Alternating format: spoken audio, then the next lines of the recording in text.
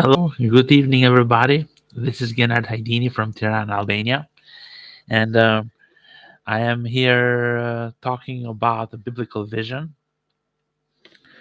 The biblical vision is has to do with Ezekiel 37 and 38, and Revelations chapter 9, verse 18. And I'll start with a psalm, my my statement. I'll read a psalm for you, and let's see here. Psalm of David, Psalm 24. The earth is the Lord's and all its fullness, the world and those who dwell therein. For he has founded upon the seas and established upon the waters. Who may ascend into the hill of the Lord, this holy place. He who has clean hands and pure heart, who has not lifted up his soul to an idol, nor sworn deceitfully. He shall receive blessings from the Lord, and righteousness from the God of his salvation. This is Jacob, the generation of those who seek your face. Lift up your heads, O you gates, and be lifted up, O you everlasting doors, and the King of glory shall come in. King of glory, the Lord strong and mighty, the Lord mighty in battle. Lift up your heads, O you gates, lift up your everlasting doors, and the King of glory shall come in. Who is the King of glory? The Lord of hosts. He is the King of glory. Amen. This is Psalm 24. Now, the explanation is Ezekiel 37 and 38. And Ezekiel 37 is the valley of dead bones. The valley of dead bones is coming to life. And this valley of dead bones actually is uh, is coming to life, and uh, Jesus uh, brought the nation of Israel alive in 1947 48. Nation of Israel was founded again after the Holocaust. This is the valley of dead bones coming alive together as a nation. And then Ezekiel 38 speaks about a war of Gog of Magog. Gog of Magog is Russia and all the places that speaks in Ezekiel 38 is Turkey, north of Russia, north of Israel. The very far north is Russia, the Scythians, uh, while the other countries are Libya and Sudan and Ethiopia, and Persia is Iran, today's Iran. And all of them are trying to have a war with Israel. They're trying to attack Israel. But the Lord of hosts, as I read in Psalm 24, will not allow it, will not allow that these nations will win against Israel. Israel will come victorious. Now, in Revelations 9, chapter 9, verse 15 and 18, we read about a army of 200 million soldiers, 200 million that have zenith, and they have a fire from their tails, and they have brimstone. Uh, and this have heads like lions as well, and tails like scorpions. And they are trying to destroy one third of mankind. One third of mankind. One third of mankind is 2 billion or 3 billion people almost. But actually, according to King James Version, and it was translated after the Septuagint, after the lexicon of Greek and Hebrew Bible, Hebrew and Aramaic and Greek New Testament. The word is man, one third of man.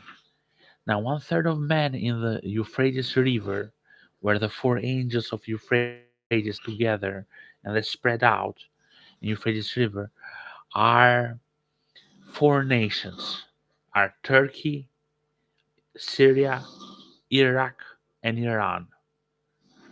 Turkey, Syria, Iraq, and Iran are the four angels of Euphrates River.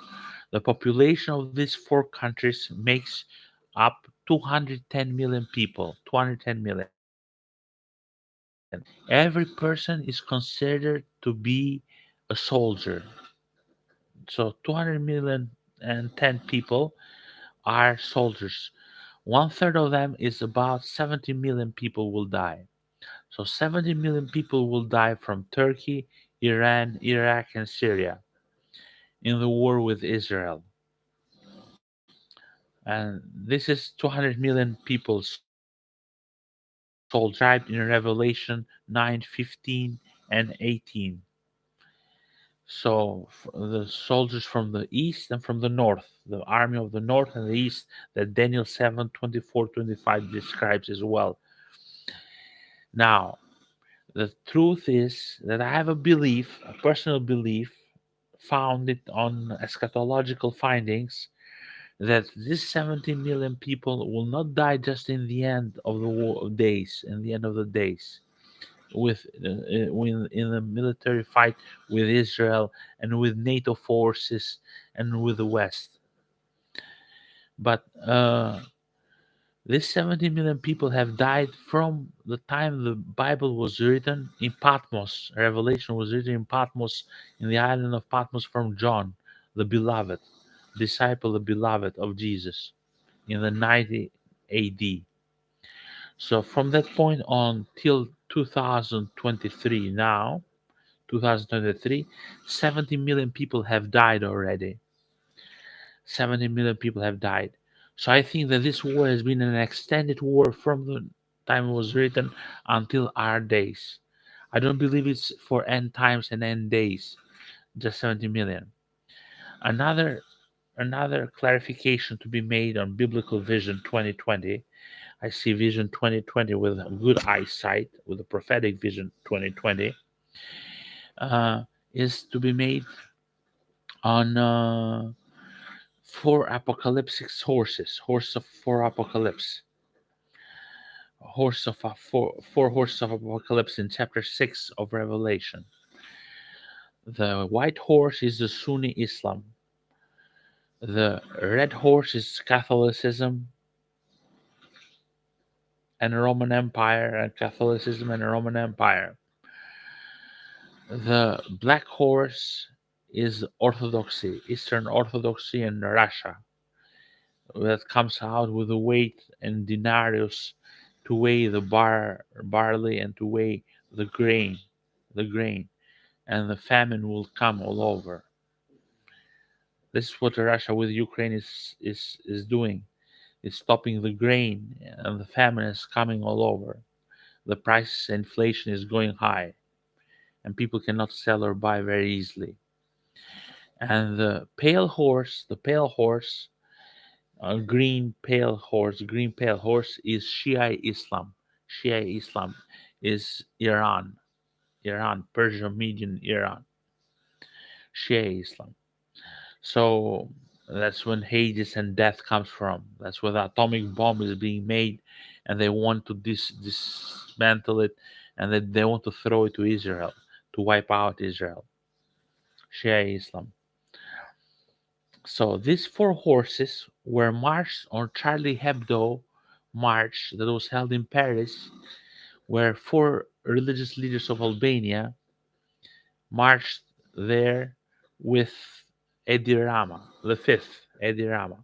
Edi Rama has a picture with four religious of Albania, and I'll post it in my social media this picture. And uh, he marched with Baba Mondi, Edmond Brahimi of Shia Islam Bektashi, with Anton Merdani of Orthodoxy, Greek Orthodoxy, with Uligura of Sunni Islam, Uligura, and Luciano, Luciano Bocci, Luciano of Catholicism. So, and Edirama represents Masonry and represents Masonry, French Lodge, the French Lodge of Masonry. And Edirama is our Prime Minister of Albania, and he represents the red of Masonry and the atheism, and the all four horses of apocalypse, and the fifth Edirama make Baphomet, Baphomet or the worship of Baal. Baphomet or the worship of Baal.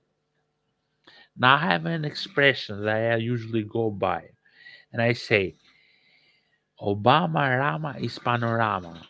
Barack Obama or Edi Rama is panorama, which means that either Barack Obama is Antichrist or other Edi Rama, our Prime Minister, is Antichrist. We have to decide for yourselves who is being more evil toward Israel and toward the Jewish people, and who is more devious and who is more evil, uh, or who's coming around the globe as an oratory person, and who is going to make peace with Israel and Palestine and Gaza and Palestine, and the one who will sign the treaty of peace that will not hold but will be worshipped as God in the temple or Al-Aqsa Mosque, Al-Aqsa Mosque near the temple in Al-Aqsa Mosque.